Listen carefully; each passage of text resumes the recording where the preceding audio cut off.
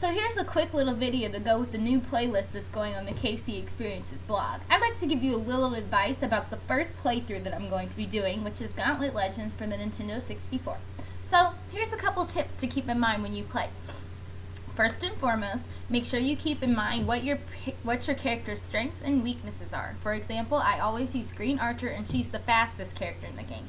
If you think speed is the best thing to have when playing by yourself, then go ahead and use her. You think magic is important, use the wizard. If you think strength is what's best, take the warrior. And if you think that having enough armor to protect you from attacks is important, choose the Valkyrie. So that's the first and foremost important thing.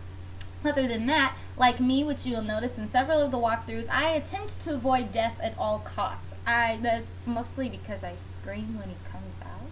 But if you know where death is, you can actually do yourself a favor. If you memorize where death is on every single level, you can turn him into an apple before you let him out, whether he be in a barrel or a chest. Simply shoot off a potion and he'll turn into an apple. If you already open it and let him out, you're going to use a potion anyways, but this way you're actually getting something out of it instead of emptying out your potion inventory. And also, when approaching death when he's sleeping, you could do what I do. Don't give him the opportunity to chase you. Just put your potion up into a shield wall and run straight into him. He'll die instantly.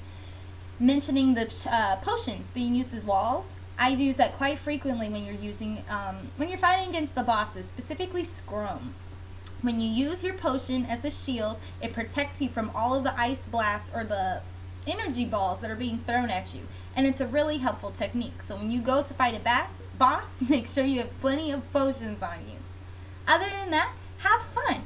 Use what's in your inventory. Oh, there's another hint that you can also do. When it comes to your inventory, if you save up all your stuff before you go to a boss or a major level, you have the opportunity to sell anything that you have ever picked up, and then you can buy whatever it is that you want. You can exchange it for life, or more strength, more armor, more magic, whatever you want. So, Gauntlet is a pretty simple game. Other than that, hints to keep in mind. Walls make a different noise if they're not really a wall there. For example, you shoot it and it'll sound like paper rather than hitting like solidified, if you know what I'm talking about. It's not that difficult. So, you will see all of these tips and, helpful little hints when you watch some of my walkthroughs. Keep in mind, I did not do the whole game, and I don't really talk during my walkthroughs. So, just watch, take notes, and enjoy. Go ahead and watch the Gauntlet blog.